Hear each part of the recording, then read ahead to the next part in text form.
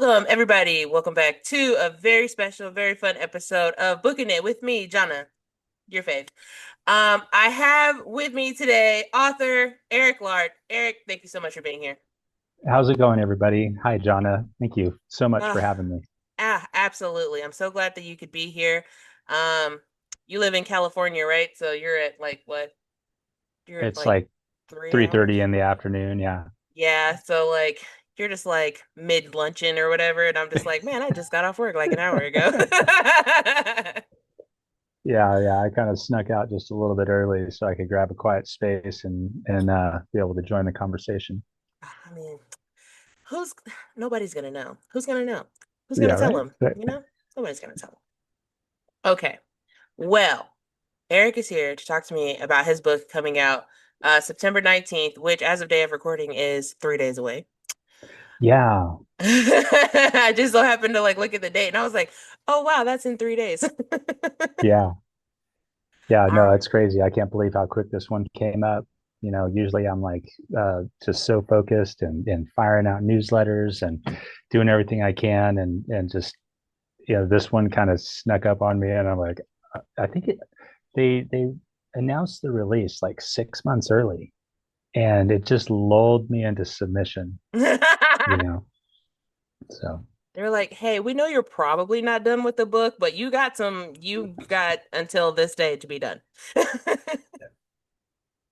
yeah, How passive aggressive of them. I love it. yeah, Eric's new book is called The Renegade of Bodhi 9, The Chronicles of Bodhi 9, number one. So it is the first in the Bodhi 9 Chronicles. yeah. Please tell me about Bodhi 9 and how many books do you think are going to be in the Bodhi 9 series? It's a huge question for me, to be honest. I like starting series more than I like finishing them, I guess. Um, and that's not 100% accurate. I have two other series as well, and then the other two I smashed into each other for a couple books, just because my ADD just can't stop myself. And then this one though, definitely two books, and I really don't know what's going to happen. I've got no idea. This one's kind of teed up to kind of like a gathering of the team, a gathering of the crew a little bit. It starts off on a very solo. Um, this robot's trucking around the desert.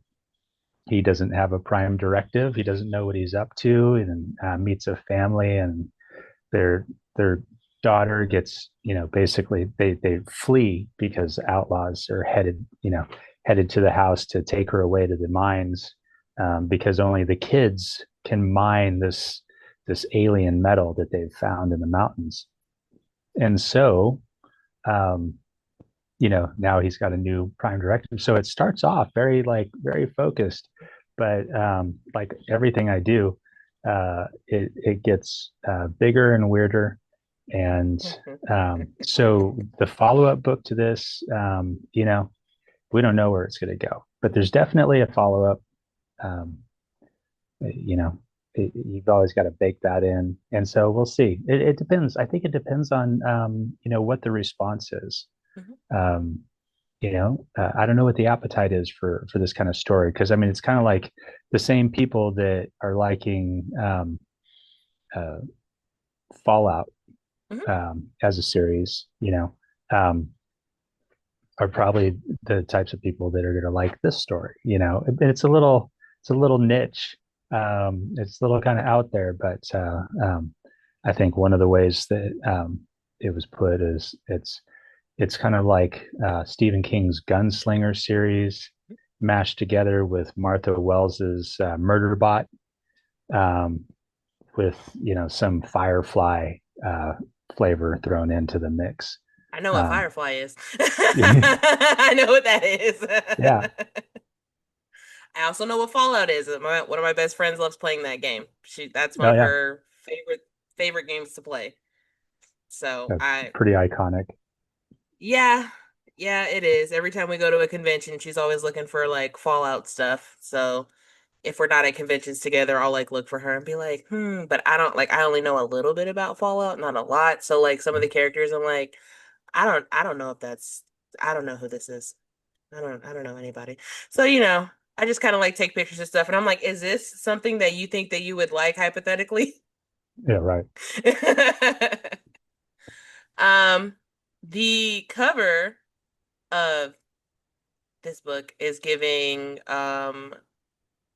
robot Clint Eastwood. Yeah, exactly. There's definitely a High Plains Drifter sort of a thing going on, for sure. I try to throw in a lot of authentic Western flavor, so the landscape and the plants and the birds and everything that's in there um, is meant to be very familiar, Hmm. because the name of the territory is the Alta Estranesi, and it's kind of a a twist on the Spanish term for high strangeness. So it's very much got that Utah UFO kind of mashed together vibe, but it's a little bit more uh, Deadwood slash Dog Holiday going on. But yeah, no, definitely the parka and the big six gun and the whole deal. Hmm. My dad used to watch a lot of Westerns, so I spent a many Saturday mornings watching Westerns with him. Yeah, So yeah, I saw this and I was like, oh yeah, that makes me think about Saturday mornings watching Clint Eastwood movies. yeah, exactly. I remember those absolutely. What a time. So where did your inspiration for Bodhi come from? Because this, I mean, like you said, it's kind of like a niche like thing. Like what gave you the idea to have this character? You know what? Actually, I most of my stories come from an idea that just I can't get my brain around exactly. And I I wanted to write something. A lot of them start as short stories. Um, I wanted to write something that explored the ideas of emotionality and self-discovery, Mhm. but uh, with an artificial basis. And so, here we go. We've got this robot, and he has amnesia, and he's trying to figure out what his purpose in life is.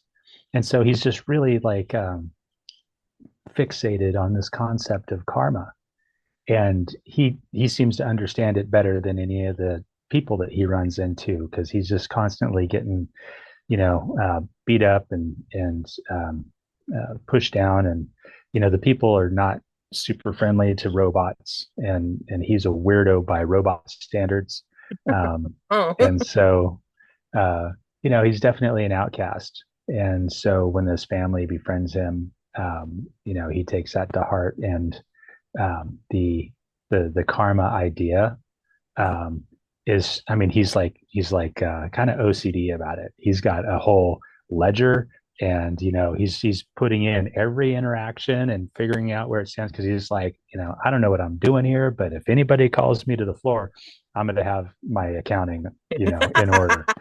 So yeah, I think it was just an exploration of idea. I like taking things that are seemingly disparate and seeing if I can make them work out. I love that. You mentioned before we started recording that, sometimes your ADD brain gets the best of you, and this definitely seems like an ADD type idea that just was like, you know what, we're just gonna stay here until you decide to put me down on paper. Yeah, yeah, yeah. Well, and I think the fun idea um, in the story. There's a couple different concepts that I just really enjoy. The idea that the other protagonist is this girl Justine Sieber. She's the girl that they're chasing after, and in the process, and all of the turmoil that she goes through, she becomes as much of a monster as the things that she's running from. And so, Bodhi sounds like he is going to be going through it uh yeah, in Bodhi 9, the very first book. And okay, so you said okay, wait. Let me click on it because I was listening, but like I don't know the right terminology for it. It's his directive. Do yeah, we ever find out why he like doesn't know what his directive is? yeah, definitely, Okay, cool, cool, definitely. cool. Cool, cool, cool, cool, cool. Okay. Yeah. Yeah, So like I sometimes I can leave kind of little cliffhangers, but no, this one's it's integral to the plot.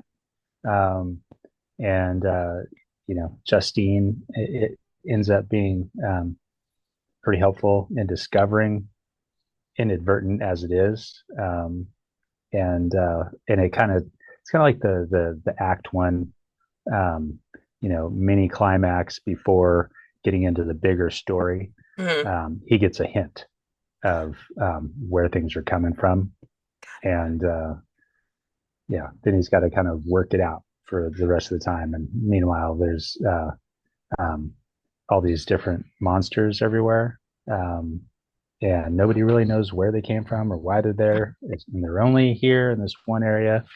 Um, and so had a lot of fun exploring Indian mythology Mhm.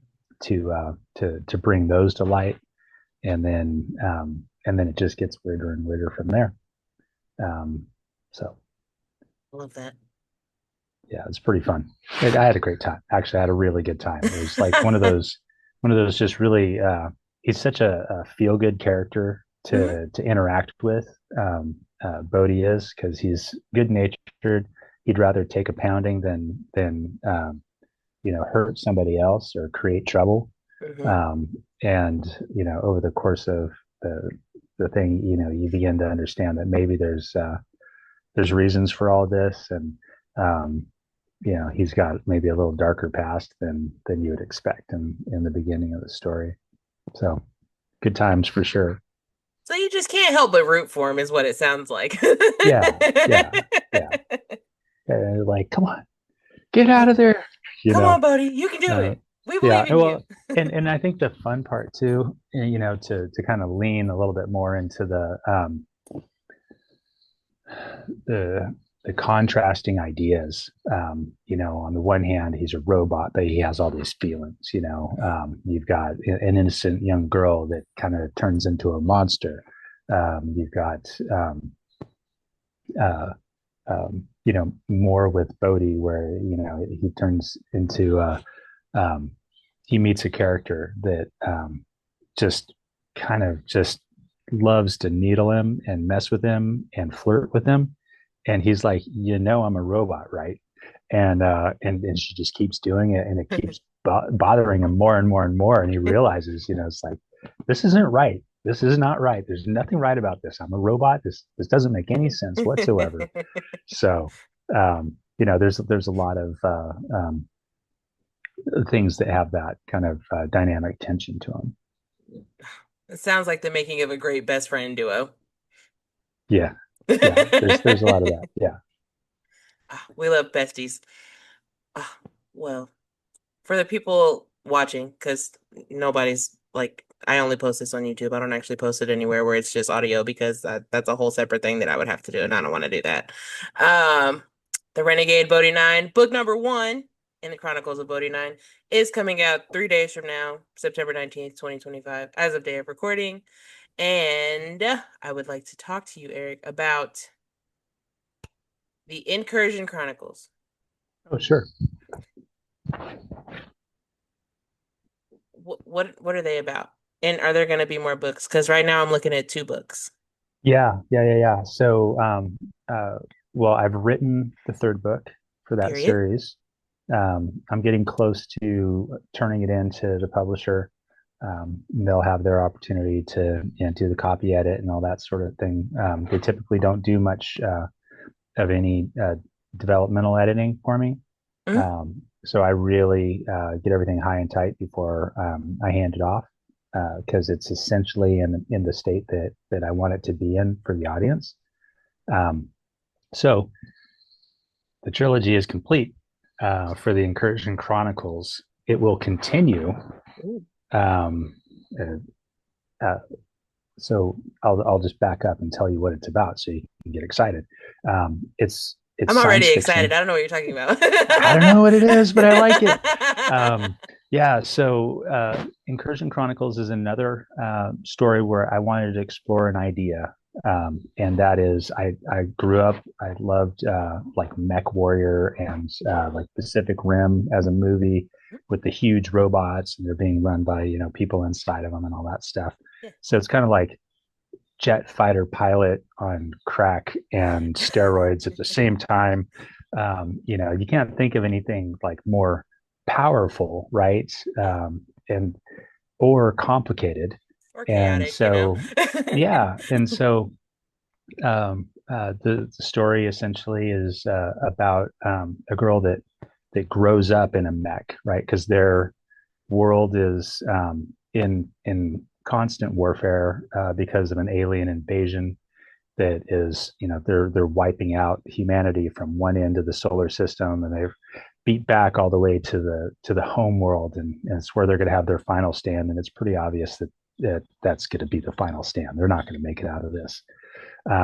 And so Katie and Gallus is, she grows up in warfare. She literally grows up in a mech that her dad is the captain of and commander. And so she's somewhat of a savant, um, uh, and also an emotional train wreck. Um, and she's lost at the point that we start Arc Fire of Antiquity, Mhm. the first book. She's lost everybody that she loves. Her boyfriend, before that her daughter, before that her dad and mom, and it's come down to it, and the final invasion is about to take place, and instead of getting the opportunity to you know take as much to make as much carnage as she possibly can on Blaze of Glory, um, she gets assigned hunting down this artifact, this mythical whatever in the unknown jungles.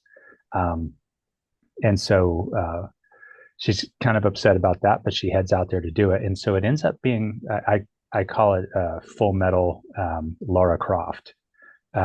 So it's kind of this unknown jungle mystery, and she's out there.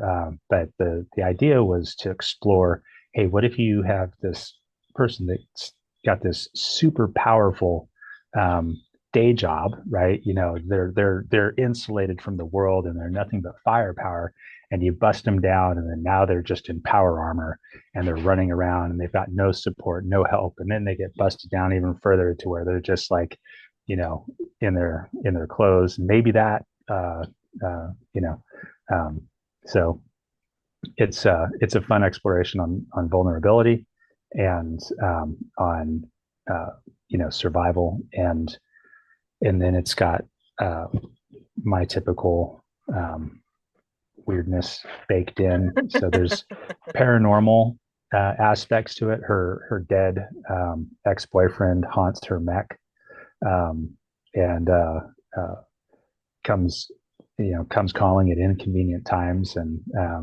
even that gets warped into something bigger and bigger and more nefarious towards the end of the story.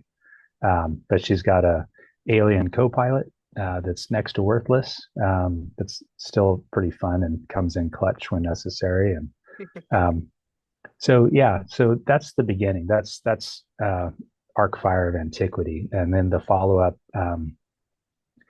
Spoiler alert: there's a following book, so things must have worked out somehow. Um, and so then things get even bigger and more chaotic as the home world becomes kind of the ground zero for an interdimensional battle between some of the characters that are brought in the first book, Mhm. and there's just kind of some bizarre a whole kind of world of female necromancer type battle priestess badasses and Cadian gets kind of folded into their midst, while still actually, um, I, that's a spoiler. I can't throw that out there. Anyways, the family connection is really important in the books, um, and uh, um, and then in the second book, which is Exile of the Panarcanum, I said that I collided another series into this one. So Incursion Chronicles is its own thing, and it's all about Katie and Gallus. I have another series and book called Dawn of the Construct, and that's about us. That's about our world, and the idea that it doesn't matter what cosmology you kind of believe in, right? How we came here and how long humans have been on the planet and all this other stuff.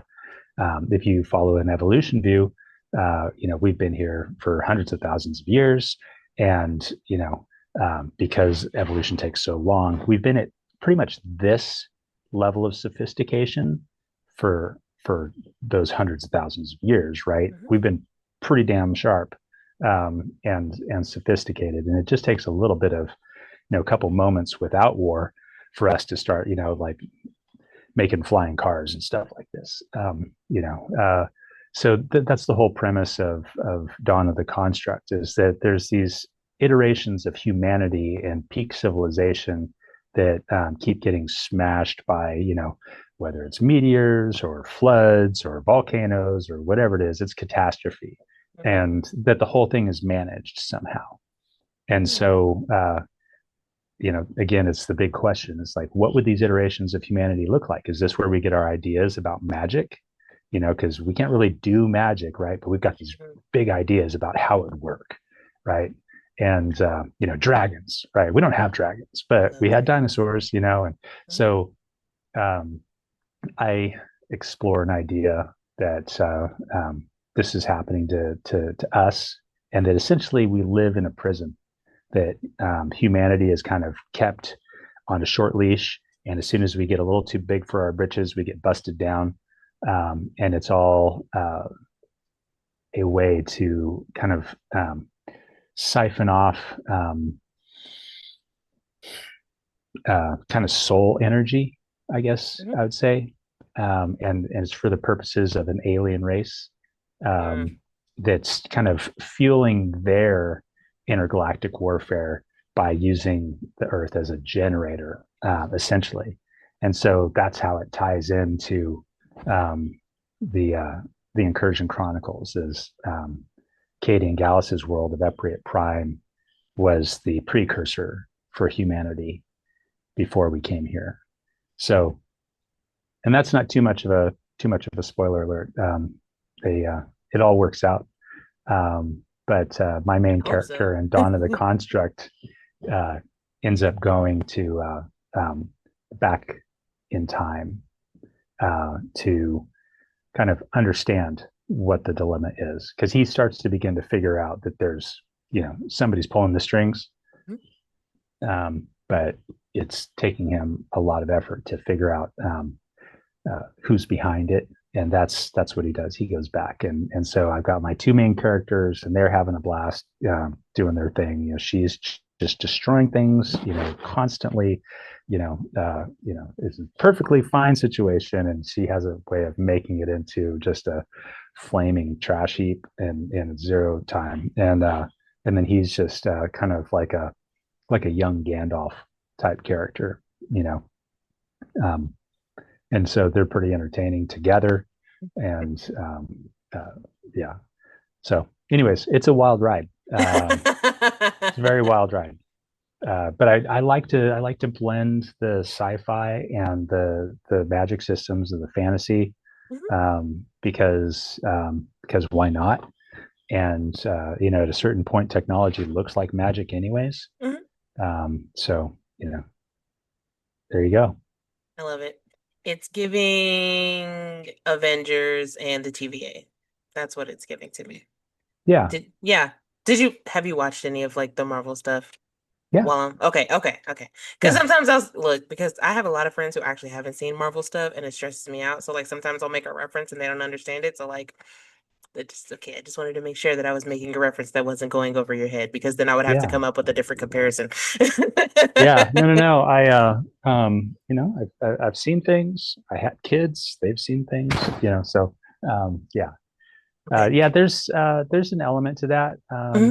I'd say like the end of Bodhi 9 has some some hints at a direction towards Guardians of the Galaxy. Hmm. Um, just kind of like that, you know, kind of wild crew of characters, that sort of thing going on, and I often, while I'm writing, do think that um, the way that I use the universe and all the bits and pieces going into it and all the interacting personalities, and the scale and the scope is very similar to that, to Marvel and DC comic stuff. Probably more Marvel Avenger type Never, stuff. never DC. Never, never DC. I didn't say it. I Those didn't are say it. terrible letters on this podcast. Edit, edit. Um, actually, I don't think I've ever asked an author this question as many times as I've interviewed an author.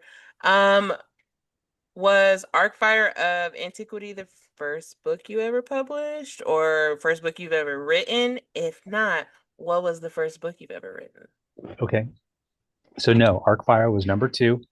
I wrote it while I was writing Dawn of the Construct, Mhm. the other series, and I wrote it as a practice to get good at writing because I sucked at it.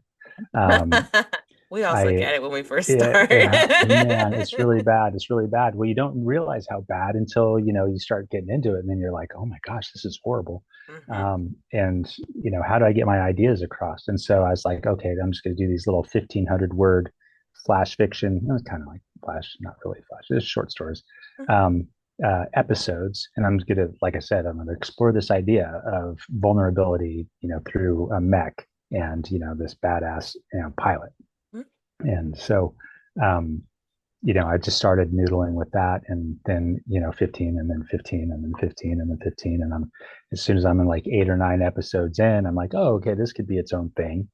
And so then I kept on writing Dawn of the Construct. I literally wrote that. I mean, every single word in that book, probably rewrote it about 7 times, to get it from idea um, to finished product. But again, that one started off as short stories as well. Hmm. That was again just me, just kind of like, hey, let's explore this idea about this, and then let's explore this idea about that. And then after a minute, I was like, what if I made them go together? And so I smashed them together. And I'm like, oh my gosh, I'm like almost halfway through a book. And so that was the genesis of me becoming an author. Um, uh, yeah, that's how that went. So yeah. I love that. I love that. What finally pushed you to publish since um what's it called? Dawn of the Construct. Dawn of the Construct. That was the first book you've also ever published, right? Yeah, What yeah. pushed you to get it out there? Um, well, I mean, as soon as I was writing and I was feeling like I was on my way, and I realized how big the idea was, Hmm. in that I could explore any idea I wanted to. When you're talking about uh, what could have happened, where magic came from, and what technology could have looked like in some of these ancient civilizations that we still have, megalithic structures from, and that Hmm. sort of thing. So um, as soon as you start thinking about those things, and you think, oh, who's behind it all, Hmm. I could do anything, so I could write steampunk. I could write, well, I kind of actually do in the next book in that series. um, uh, that's a little bit, it's a little steampunky. It's a little more like um, uh, more fantasy based, some of the scenes, because again, the lead character bounces from age to age to age, and he's hunting for these artifacts. And so, he's kind of in a Tolkien-esque environment when he starts, and um, stumbles into a group of people that are getting chased by kind of an undead warlock chieftain, and that's the beginning of the book, and he's I didn't I guess I kind of missed out on telling you about it. The fun thing about Davry and in that Dawn of the Construct story is that Mhm. he's um, he's kind of a mage of luck magic. So it's just real happenstance. He never knows what's going to happen. Half the time, he's like he gets these compulsions to do things.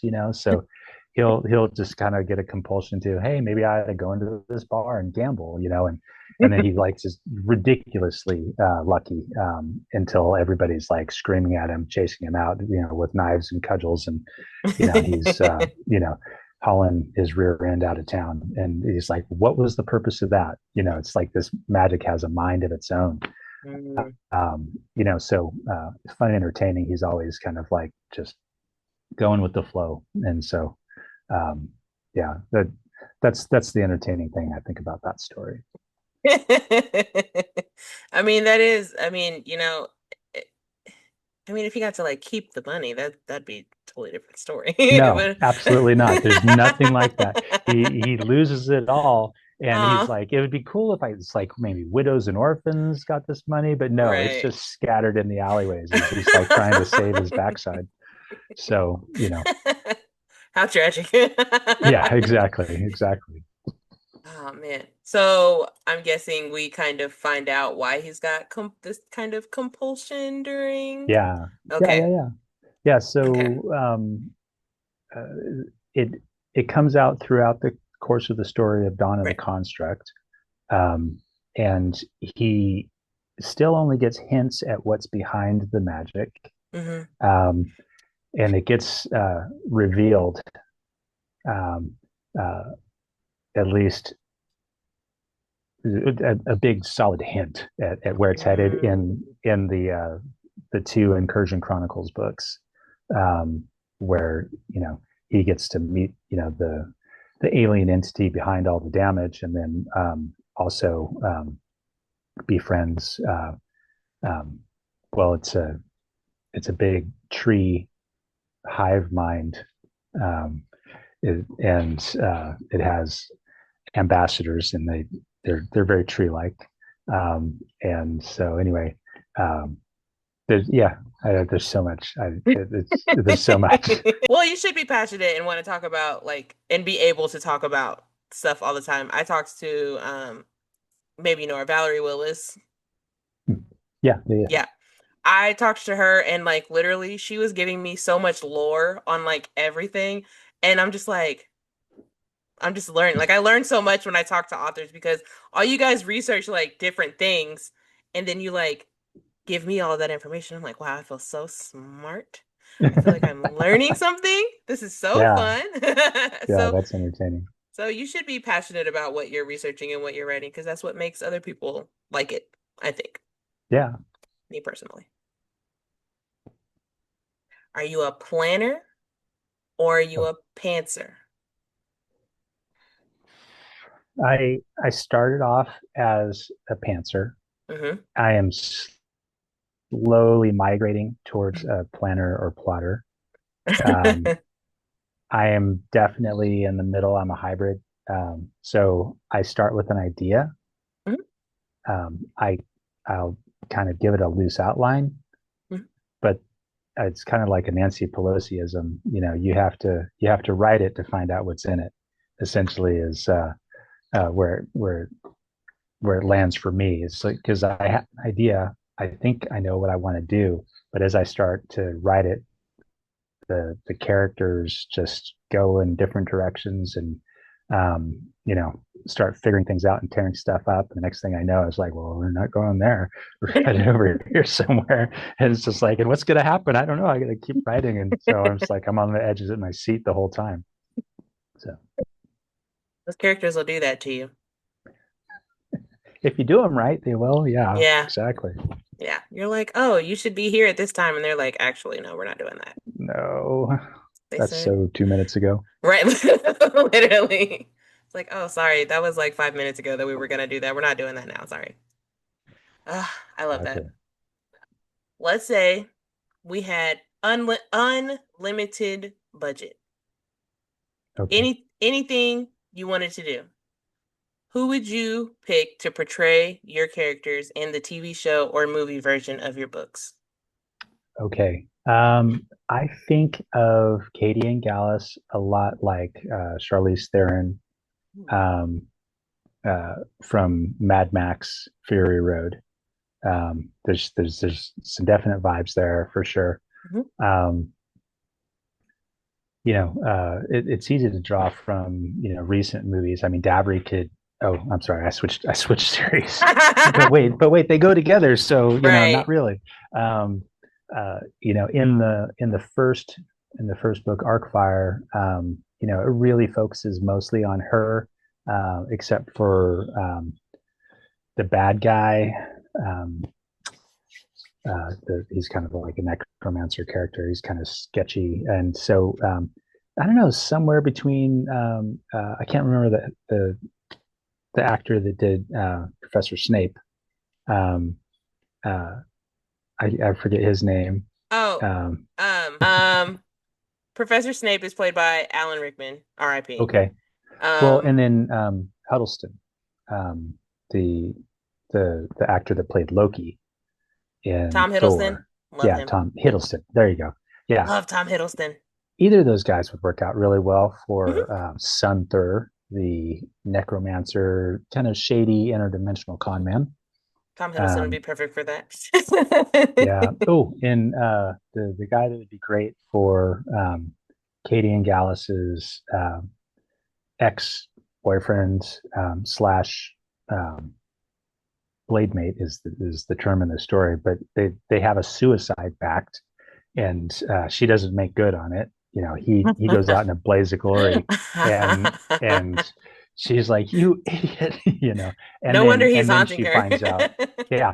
Well, so then she finds out that her daughter might be alive, and so she can't Yeah. can't she's Yeah. got to find her first, and then what do you Yeah. do? Now you got a kid too, so Yeah. there's some drama there. But okay, now next actor, who was the guy that just played in The Accountant 2 across from Ben Affleck? He was John also Bernthal. in, yeah, he'd be great as Dracus. um uh so Love John Bernthal. And yeah, I only know that because I have a friend who is obsessed with John Bernthal. So yeah, like as soon as you said it, I was like, I know who that yeah, is. makes perfect sense. Yeah. Hey, that's a great hodgepodge of like actors. Um, are these gonna be movies or TV shows? Well, or are they going to be like kind of episode versions? Yeah. I mean, I'm going to say, of course, all of my stories can be, um, uh, you know, either movies or TV shows, of Right. course. Pick your poison. Yeah, would they work out? Yeah, absolutely. Um, I mean, if they can do Wheel of Time, they can, Yeah, you know, yeah. that's fair. That's fair. I mean, Stranger Things is literally doing 2-hour episodes when their next season comes out. So like I mean, if Stranger Things can do it, A movie a pop. Wow. Yeah, Yeah, literally eight movies basically for the last season that's of Stranger amazing. Things. I was like, oh God. I was like, that's a lot of time that I'm gonna have to like put into watching I'm gonna that. have to put in my PTO right now. No, Yeah, no, for real. Me and my friends were trying to figure out how we were gonna get together and like watch it. And I was like, are we having a slumber party or something? Because yeah. like I don't know how we're gonna do this. Oh man, that's a marathon. 100%. I was like, well, I guess we'll be taking a Christmas break, even though I'm 30 years old and we don't get Christmas break at work. What? Message my boss, be like, hey, can I put in some PTO? For what? I have to watch the new season of Stranger Things, and it's going to take a long time. Yeah, it's gonna be an effort. And then you got to take a nap afterwards because I'm sure it's going to Yeah. be a lot of emotional turmoil, you know? Oh yeah. Seriously. Like 100%. Makes perfect sense. I personally think so. But I am just a girl, me personally. Yeah. Are you reading anything right now? What are you reading? If you're reading anything. So I have been trying to work my way through a lot of sci-fi, influential sci-fi over the last 20 years, Hmm. because I grew up reading mostly fantasy. Hmm. Um, and so, but I found that I liked writing sci-fi more than fantasy most of the time. That's fair. And I'm not sure why. Probably just because all the movies I watched, they were like Star Wars and Aliens and Wayback Machine. Sorry, guys. They were black and white. I don't know if you knew that.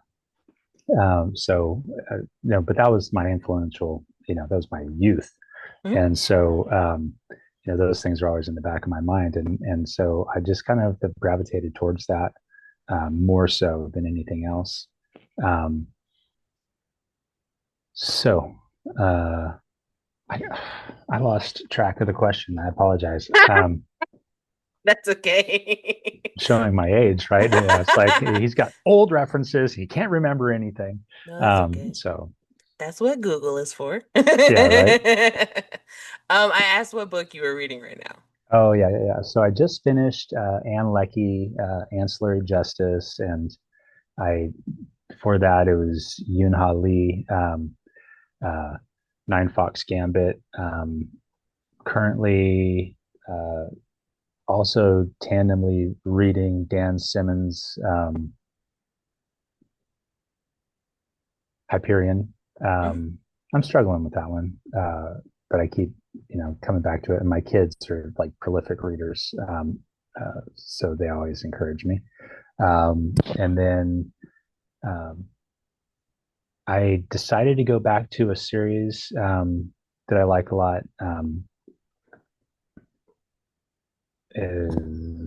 Shoot, you have Clearly, to you love it give because me you a can't quick remember the second. name of Well, I'm it. just getting back to it. That's fair. Uh, just take a quick second, flip through Oh no, you're fine. my Kindle, and then Ugh. the cool thing about being an author is you can have your own stuff on Kindle. Um, Yeah. Here, I won't spoil anything, but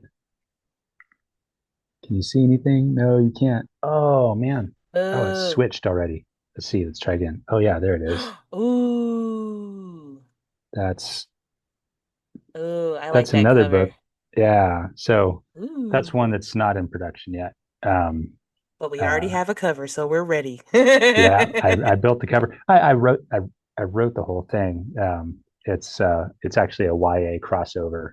Ooh. Um, so along the lines of like Harry Potter or Mhm. Hunger Games, those types of stories. Uh, but we'll have to talk about that one next time. Um, You let me know when it's coming out. You just email me and I will be ready, okay? Sounds good. Joel Shepard, that's who I've been reading lately. Oh, shit. He's got the Spiral Wars, and there's Mhm. 8 or 9 books. And I realized the other day that I don't really finish anybody's series, you know, and so I'll probably go back to The Expanse and read the subsequent books. But I heard that they, maybe kind of like have a little bit of a diminishing. It gets a little formulaic, maybe. Mm, Um, so James S. A. Corey, uh, you know, if he ever, if they, because like it's 2 guys, I guess, they can say bad things about me, I guess now. I was like bad mouthing their outstandingly, phenomenally successful series. So oh, they've already made their money. It's fine. yeah, yeah, I'm sure they don't care. They don't care what you have to say. So I honestly like it's and I have a lot of book series. Like I have got a whole shelf right here, like dedicated to just like book series. And I have so many of them. And I've probably finished I, I haven't finished not one. I haven't finished not one series. But no, that's a lie. I finished the Twilight series. Does that count? of all the series, that's the one you finished. Well, that was when I was also a teenager, though. Yeah. Well, it's like I'm like only halfway through Wheel of Time if I wanted to fess up, you know. So um, I mean, I was kind of getting a little, I finished other book series, but like that's like as like physical books on my shelf, that's the only yeah, one that I've finished like all of them, right? yeah. I Like can't I can't think of the last time I finished a series. It was probably college or high school. it's Um, just series are so hard. it can be. They're Although I am totally up to date. No, I'm not up to date anymore. Martha Wells' Murder Bot, but you know, a lot of those are short stories, so mm-hmm. or novellas, I guess. You know, but I do typically stay up to date on those because it's one of my favorite characters. So I hate when they go and they make a series out of something that you thought was your own little hidden gem. You know, you're like, Yeah, that's my thing. Why does everybody like this all of a sudden? Yeah. been Oh there. well. I've been there 100%. I couldn't even, oh gosh, there was something that I read and I was like, I thought about this first. But I didn't because I Yeah. didn't put it down Yeah. on paper. Also, the just a little tangent that I'm going on here. What's wrong with the Twilight series? Because you just made it seem like What? I'm sorry if I made it seem like it's not my jam. Let's just go that. Yeah. that's fair. That's fair. Yeah. It's not a lot of people's jam. I it just It was everybody's jam for a period of time. I think that's the thing. yeah. Everybody Well, was all about it.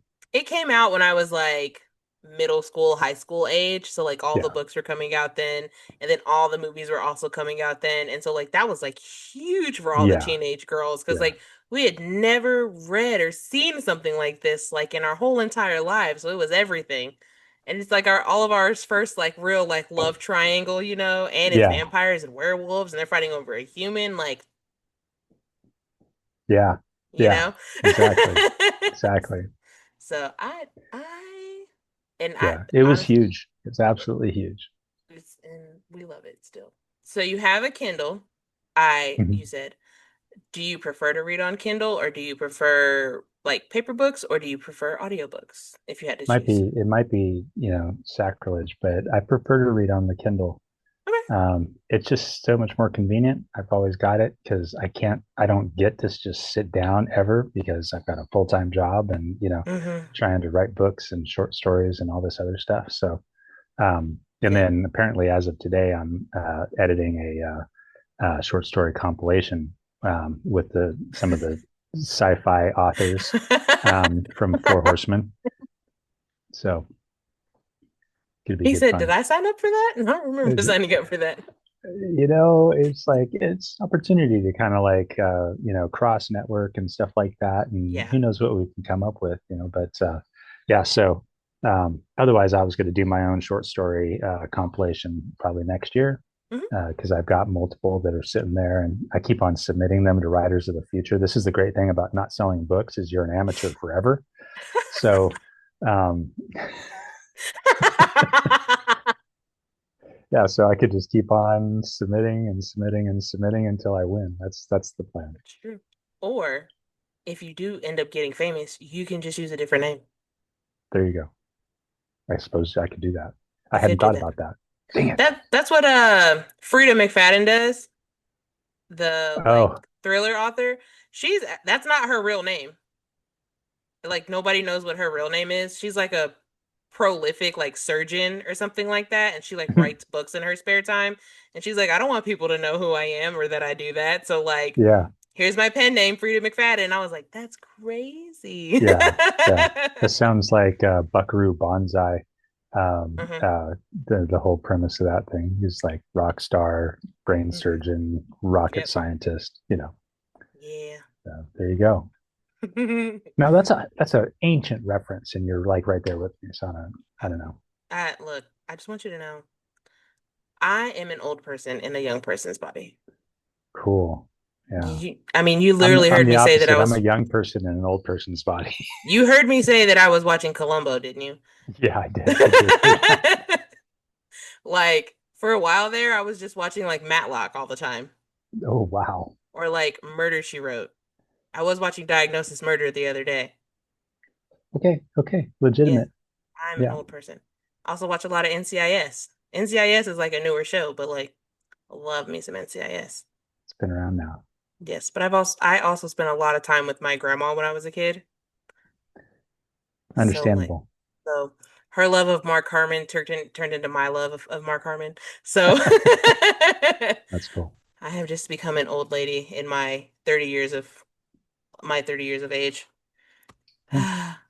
It's okay. Hey, Everything is fine. It's fine. Okay. What authors or books would you recommend other people read besides your books? besides me? Besides you. I Man, know. I don't know. What a tragic Um, question to ask. you know, if uh I like Neil Asher, his Polity universe. I just like his style. I like his, he's got the hard sci-fi aspect, but they're just good stories and Mhm. they go in directions that you don't expect them to. They're really imaginative, so I like that a lot. Okay. Um, and then I like Martha Wells, although I haven't read outside of the Murderbot series. I know she has other stuff. Um, and then somebody that's not well. I mean, they still sell a lot of books. Dan Willis, um, he's got his Mhm. Arcane Casebook Mhm. series where he's like a private detective. That's kind of like 1930s, 1940s, and only it's like rune magic and sorcerers and stuff like that. So like Tesla and Edison Mhm. and all these people were actually sorcerers in this alternate universe. And uh, his mentor is the author of Sherlock Holmes. Mhm. Uh, and but there's this whole other backstory that's going on. So those are actually really entertaining. I just kind of like jammed to this. That was a series that I was totally up to date with. 7 books, 8 books deep, and then it just Jeez. got away from me. It happens. So there's some options, uh, Those kind of a are a lot. broad range. I think that like most authors like don't really get a chance to read. And so like when they actually have like an author that they want to recommend, I'm like, yeah, tell us who you want us to read. Then 'Cause read like them for me. yeah, like It's besides tough. you, obviously, like this whole podcast is about you. What do you do when you get stuck in your writing? I write something else. So that's usually how I do it. I'll usually have two projects going at a time, so that I can pause on one, put my attention somewhere else for like a few weeks or a month, to give myself a little bit of a break to be able to come back, Mhm. reread to where I'm at, and get going again. Gotcha. Cause Breaker, actually, this one kind of kicked my backside. I took like a 6 month hiatus No. on that one, because it was so consequential. It's like the culmination of something that was already like big with a lot of moving parts Yeah. and more stakes, more tension, more emotional repercussions, and Mhm. there's and POVs too. There's several people that you're following, so it kind of had you know um, just a lot of POVs. They're on different dimensions and different places, and then they're interacting on these really short time frames too, Mhm. back and forth, and then they're like telepathically linked at times. So Ooh, um, I that can't sounds I like a can't. lot. It was, but it's like my writing is usually kind of fast paced. The action is usually pretty slick. So it's kind of like the Born Identity movies Mhm. were kind of like that. So it was fast and technical and involved, and the scenes were um, uh, really dynamic. And so I kind of write like that. Um, but I've really been trying to pour into the character depth and their Mhm. character arc. and mine all that stuff for a lot of emotional intensity too. And so yeah, I just had to like pause. I really wanted Cause and Breaker to knock it out of the park, and um, I think I'm super close. I think Gotcha. I'm super close. You sound So this close. just a tiny little bit of revision here at the end, Mm-hmm. maybe 10, 15,000 words. That's it. So anyways, yeah, pretty close, pretty That's close. so many words. Oh man. Well, I think Exile of the Panarcanum, the second book, was 125,000 words. So it's like 400, 500 pages. Um, and so that one was tough too. But I don't know, for some reason, Cause and Breaker, when you got to bring it all together, Mm-hmm. um, and you don't know how it's going to end. Yeah, like you think you know, but then the characters are like, Yeah, actually, that's not how it's going. Sorry. yeah, yeah, pretty much, pretty Yeah, much. they're so rude. Terrible people. Yeah. What advice would you have for people who are take two. What advice would you have for people who are aspiring to be writers? Um, don't do it for money. Definitely don't do it for money. Yeah, I'd say the hours to dollars is that's pretty rough. And I think it's changed over the last couple of years too. People used to have this expectation that they were going to write a book and be fabulously wealthy, Mhm, and then I think there was a little bit more of an expectation. It's like, well, by book three, you're going to break even. And then now everybody's like self-publishing. There's just like the market's diluted, mhm. to infinity and beyond. And so it's like I'm like, oh yeah, maybe by book six I'll be breaking even. As I've poured, an entire decade of my life Mhm. into doing this. I mean, I'm putting out about two books a year, which is typical for my publisher. That's kind of like the game plan. Unless you write one that's longer, like Exile, that technically was my two books for the year, Ah. but I have a backlog, so I've got Bodhi's coming out in a couple of Mhm. days, and I have one called Harbinger Broken, which is something else we haven't even talked about, that should come out in December. Um, Ooh. Okay, we'll see. what's that about? Oh, well, because you asked. Um, it's that one. It's kind of a noir. It's a contemporary fantasy, kind of an alternate universe. There's three realms, and they're all connected um, through teleportation, essentially. And you got the people in Brythe, realm Brythe, that some of them have the ability to manipulate time, and then you've got the people in realm Vellum, and they're just kind of like the in between. Mhm. They're kind of like the middle class, realm. Because Brythe, obviously, if you can do time, you're pretty much going to always end up on top. Yeah. And then you got the guys at the bottom of the totem pole, who they're the ones that can teleport. Some of them, and so that's how everything's connected. And essentially, I've got a war hero who's like an older, broken down, kind of like Liam Neeson, guy that's he's been beat up and used pretty heavily, but he's got this fantastic gift of teleportation that he doesn't tell anybody about. Mhm. It's beyond normal skills, because well, it'd just get used, and in fact, it has been used all throughout his life. Mhm. When he was young, there was um, a time agent, um, uh, and her she was called Madam Harbinger, and she's the kind of like a notorious uh, agent of the Time Bureau, and she was chasing a serial killer who was killing people throughout history, and then covering his tracks. And so she used him to help her find this guy, but it all went sideways, and he was really embarrassed, and he kind of chose never to use it again and disappeared. Um, and then,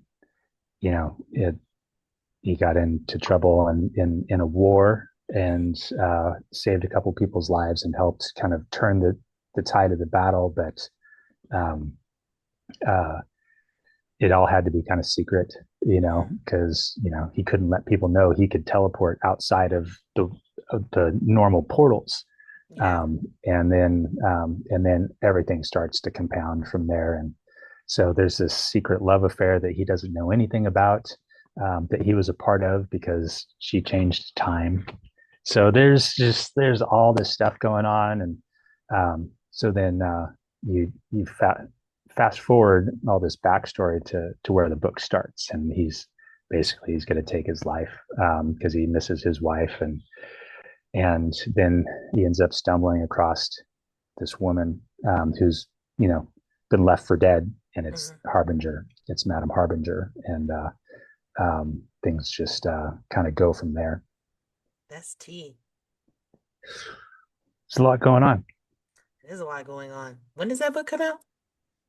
It should be December. I December? have I have commitments in writing that it's going to be in It, December, but I okay. haven't seen the cover yet. So Man. Covers are my look, not saying that the stories aren't important, but covers are like my favorite part of the book. they they're a big deal. They're a really big deal. You Oh, know, people decide what they're going to do based off of what the cover looks like. you're gonna have to send me the cover when they send like when you get it, because like it's gonna keep me up at night. All right, we'll do, we'll do. I think that was all the questions that I had for you. Do you have any questions for me? What got you into this? So when I was a kid, I used to read a ton. Like that was one like my second favorite thing to do besides watch TV, because watching TV is like my favorite thing to do. Um, and then I kind of fell off of it for a while because you go to school, you got friends, all that stuff. And then I went to college, and so I really didn't have time. Um, and then I just kind of got back into it a few years ago, and then I got back, and then like I just became obsessed with reading again. And I used to have a podcast with this woman that I used to be friends with. We're not friends anymore. And I kind of Happens. started, you know, uh, you know, um, and I just thought that it would be really cool to like talk to authors, and like, I'm just Jonna, so like I'm like nobody when it comes to like the book world or anything. And I'm like, well, it can't hurt to just email a couple of people and like Yeah, see if they want to talk to me. And then people were like, yeah, I do. And really? You want to yeah, talk to me? I'm yeah, I'm I'm nobody. Okay. yeah. So I talked to a few authors. I talked to an audiobook narrator. And then all of that was on like her channel. So like when we stopped being friends, all of that content was hers because of all of her branding. Um, which is fine. Um, but then I was getting a little, we're getting real deep here. I was getting a little depressed about it because like I really liked doing this, and I was like, I don't Yeah, have like, I don't have the same platform that she has because she's a little bit higher up in the celebrity, like indie celebrity community. yeah. Um, and I was talking to my therapist about it, and I was like, I just really miss like talking to authors and like doing media stuff. Like it just was so fun, and I did it. I mean, I've been doing media since I was 19 years old, and I'm 30 now. So like I've been doing it for a really long time, and I really loved it. But I just didn't have like her there to kind of like back me up to do it. Um, so I was just like, I don't know what to do. And my therapist was like, Jonna, you don't have to do media for money. And I was like, what? What a crazy thing to say. She was like, you just do it because you want to and because you like it or you love it. Like, you don't have to do it to make money. And I was like, that's the craziest thing I've ever heard in my life because no one has ever said that to me before. That's cool. That's cool. Yeah. And then I met Rob through my used to be friend at a convention. And then once me and her kind of went our separate ways, Rob reached out to me and he was like, "Hey, do you want to talk to some authors?" And I was like, "Rob, I don't have a like I have a podcast, but I don't have like a platform." And he was like, "Oh, I don't care." And I was like, "You don't?" Yeah. You'll get a platform. I was like, Yeah. "Oh." I was like, "Okay." I was like, he was like, "Well, the authors love talking to you, so like, why don't you just talk to them?" I was like, "Oh, okay." So I will. Yeah. So here we Oh, are. that's great. That's really cool. Yeah. So that's how I got here at Booking It. It took me forever to come up with my name and like my color palette and all that stuff. I'm still looking to try and get a logo done, but I haven't gotten Mhm. there yet. Well, that's awesome. I mean, that's kind of how it goes. Sometimes you kind of like get kicked in the teeth, and then you kind of change gears and you regroup and you go, okay, well, what about this? Yeah, And kind of like um, it's just that go with boldness and see what happens. Because what happens if you don't, nothing. exactly. So Exactly. So shout out to that's very Rob cool. from Four Very Horsemen cool. Publication. Shout out Yeah. to my therapist, Shaylin. She's a homie. There you go. Yeah. Well, the everybody needs a little therapy sometimes, Yeah, I've been in therapy for a or long time. or or a lot. Yeah, So, yeah. Look, we all need therapists, okay? I don't care what anybody yeah, says. We all need a yeah, therapist. yeah. Except you can't have mine. She's mine. Right. Um, where can all of the people find you on the socials? Well, I'm on Instagram, but uh, did I send you all my stuff? I hope I sent you my stuff. I don't know. Um, Maybe. because it's not a very great Instagram name. It's like Eric 9905232. It sounds like a convict. Um, but you can find me just with my name, Eric N. Lard. Gotcha. Um, uh, just Google that, and you'll find my web page, and that's got all my bits and pieces there.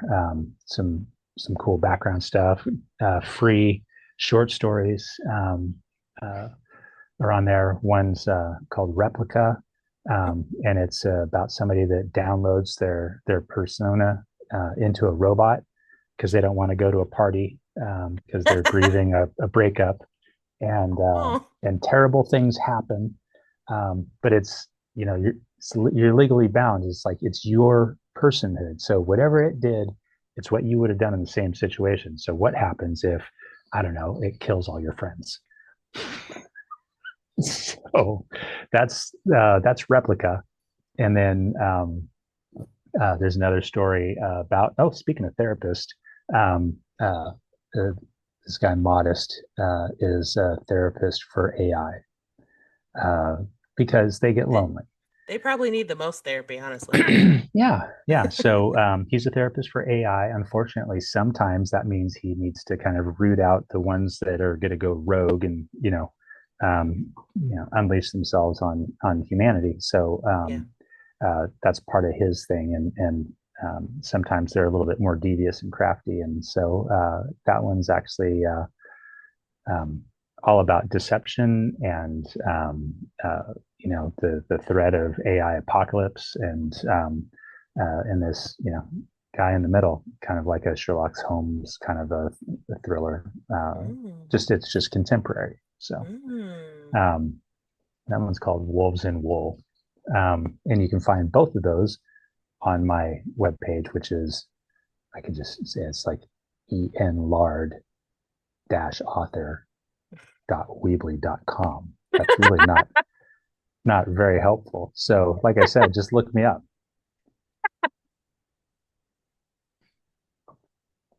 Oh, sorry.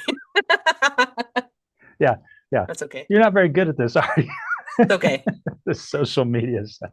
It's okay. A lot. It's honestly like it's really hard to be an author and also do social media because Mm-hmm. like you just always feel like you need to be like promoting yourself, and it's like no, I do other stuff besides write books. Yeah, yeah. I try Yeah, anyway. yeah. I also try sometimes, but not all the time. Eric, thank you so much for being on Booking It with me. I highly appreciate you taking time out of your day and talking to me. Everybody, I will be linking how you can get Eric's books down in the description. I will also be linking his website, his socials, all of that fun stuff. And make sure you rate, review, and subscribe. Booking It. And then I will see you guys next time for my next surprise guest because I don't even know who it is. It's a surprise to you too. It's always a surprise to me when I have guests on my show. Yeah, very cool.